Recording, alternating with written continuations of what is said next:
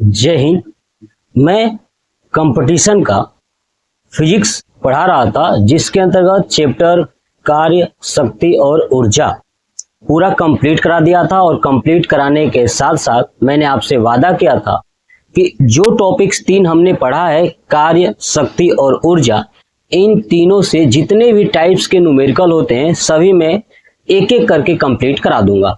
इसके पहले मैंने कार्य से संबंधित जितने भी न्यूमेरिकल्स एग्जाम में पूछे जाते हैं, कंपटीशन में जितने टाइप्स के, वो सभी टाइप्स के एक ही वीडियो में लगभग 16 या 17 मिनट का वीडियो होगा, उसी में पूरा मैंने कंप्लीट करा दिया है। ठीक है, कि कब कार्य शून्य होगा, कब कार्य निगेटिव होगा और कब कार्य धनात्मक होगा, कैसे निकालना होता है, सब डिटेल्स ऑलरेडी समझा चुका हूं।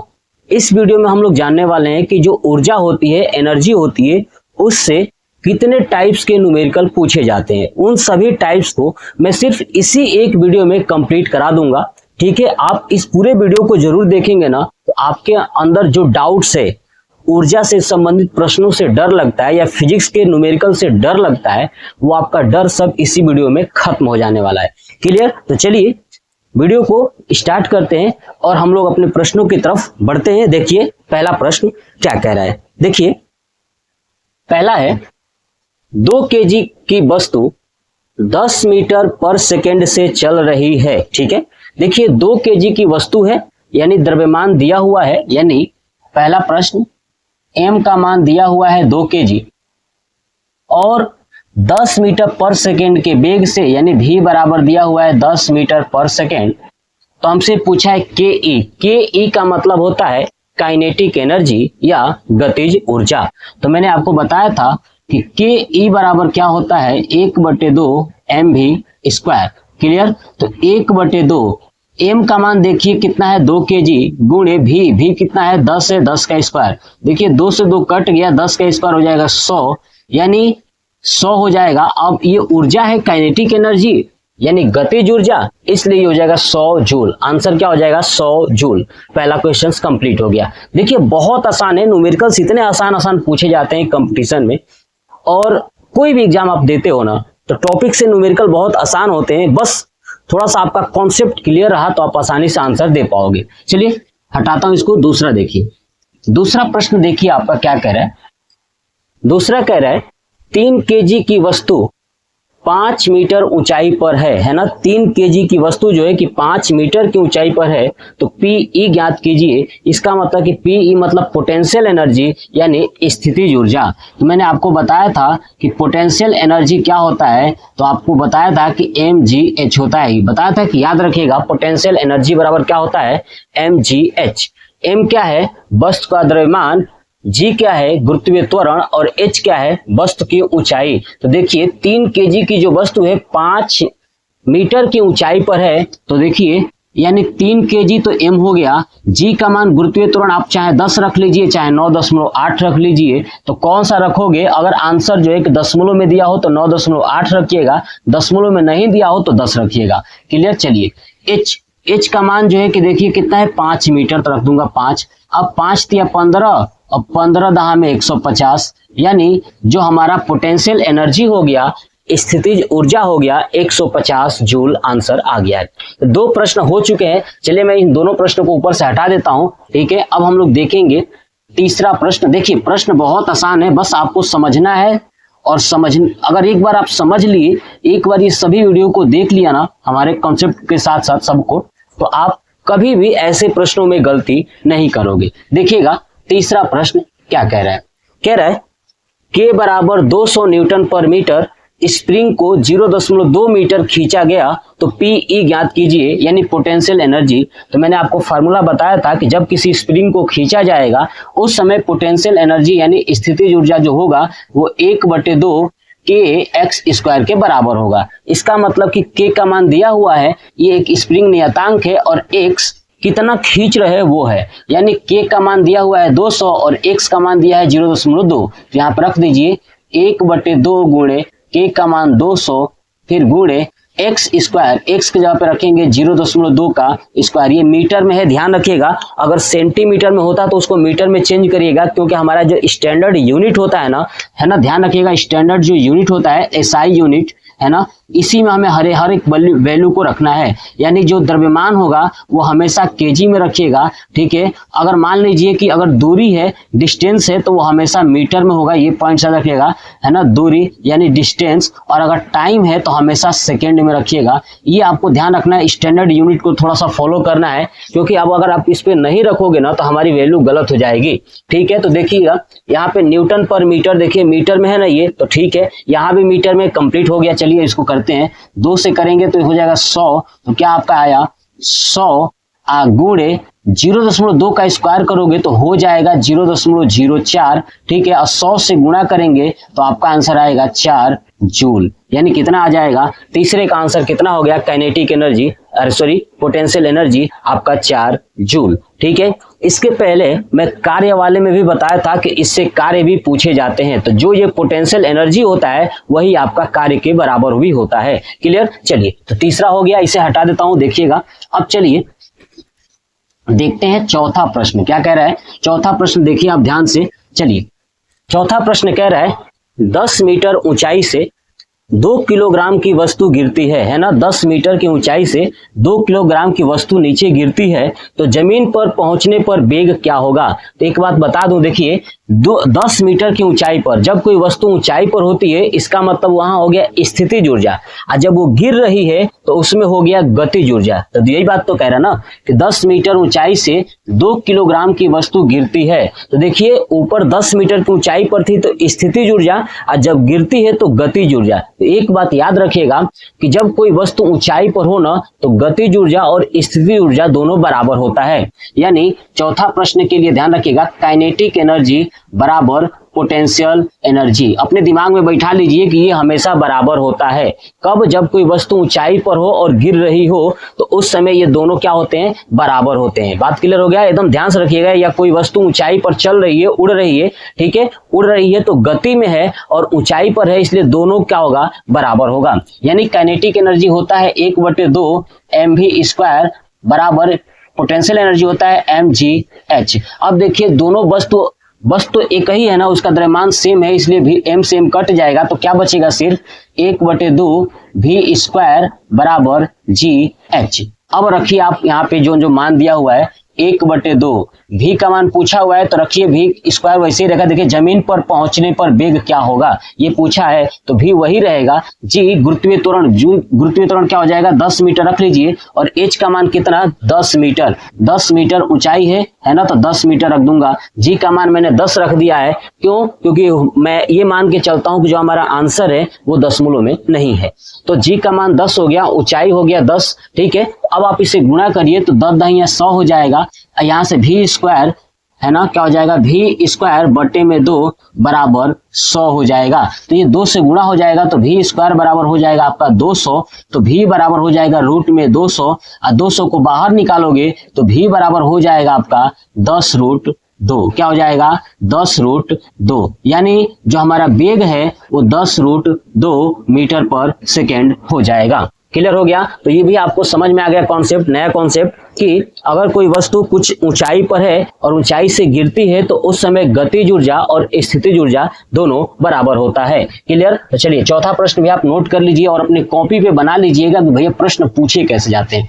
चलिए अब और चीज नोट करिए, ध्यान से देखिए। आप 5वां प्रश्न की तरफ चलते हैं। 5वां प्रश्न क्या कह रहा है, देखिए कह रहा है वेग 2 गुना करने पर गतिज ऊर्जा कितनी बढ़ेगी। ध्यान रखिएगा, वेग 2 गुना करने पर गतिज ऊर्जा कितनी बढ़ेगी। इससे कई सारे प्रश्न पूछे जाते हैं, मैं आपको समझाता हूं। देखिएगा 5वां नंबर, गतिज ऊर्जा की बात किया है तो इसलिए गतिज ऊर्जा यानी काइनेटिक एनर्जी बराबर 1/2 mv² होता है। ये बात क्लियर है। तो देखिए अब ध्यान सुनिए, वेग को 2 गुना कर रहा है। वेग को कितना गुना कर रहा है, 2 गुना।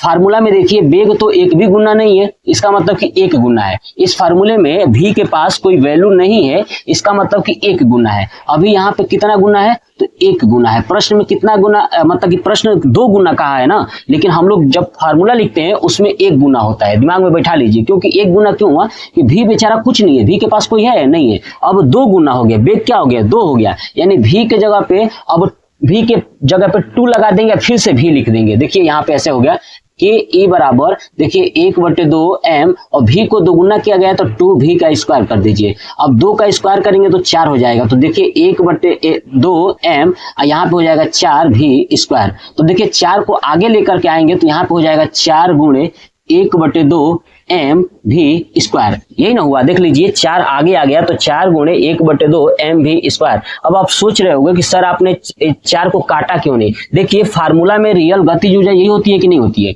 1/2m v स्क्वायर गतिज ऊर्जा तो ये होती है ना। इसकी जगह पे क्या लिख सकता हूँ, के ई लिख सकता हूँ, क्योंकि हमें पता है कि 1/2m v स्क्वायर क्या होता है, के ई होता है। इसका मतलब आया 4 के ई। यानी आपने क्या देखा कि गतिज ऊर्जा कितनी बढ़ेगी। अगर आपसे ये पूछा होता कि गतिज ऊर्जा कितनी गुना होगी, कितनी गुना होगी, ध्यान सुनिए कई तरह से प्रश्न पूछे जाते हैं, कितनी गुना होगी, तो जब गुना पूछा होता तो आंसर होता 4 गुना। क्या होता, 4 गुना, क्योंकि देखिए गतिज ऊर्जा 4 गुना में हो जा रही है तो 4 गुना होता। लेकिन यहाँ पे पूछा है कितनी बढ़ेगी, तो पहले कितनी थी, 1 थी, बाद में हो गई 4, तो कितनी बढ़ी है जी, 3 बढ़ी है। कितनी बढ़ी है, 3 बढ़ेगी। अब 3 बढ़ेगी, इसका मतलब ये सोचिए कि 3 बढ़ेगी तो इसका मतलब प्रतिशत में सवाल पूछा है। किसमें पूछा है, प्रतिशत में। तो 3 जितना बढ़ेगी ना, देखिए पहले 1 गुना था, बाद में 4 गुना हो गया, तो 4 में से 1 घटा देंगे तो पता चलेगा कि 3 गुना बढ़ा हुआ है। तो 3 गुना बढ़ा हुआ है तो प्रतिशत में पूछेगा, तो आपको क्या करना है, इस 3 में 100 से गुणा कर देना है, तो आपका आंसर हो जाएगा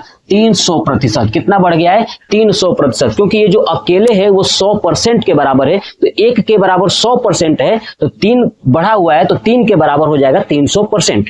तो ये हमसे प्रश्न ऐसे पूछे जा सकते हैं, ध्यान रखिएगा। हो सकता है यहाँ पे वेग 2 गुना किया हो, वेग 4 गुना हो सकता है, 5 गुना हो सकता है। तो आपसे अगर गुना पूछेगा तो ऐसे ही आप ज्ञात कर लोगे, v के जगह पे उस वैल्यू को रख करके। अगर 3 गुना पूछा होता कि ऐसे पूछा होता कि वेग 3 गुना करने पर गतिज ऊर्जा कितनी गुनी होगी, ऐसे पूछा होता तो 3 गुना करेंगे तो 3 का स्क्वायर कर दीजिए, 9 गुना हो जाएगा। कितना हो जाएगा, 9 गुना।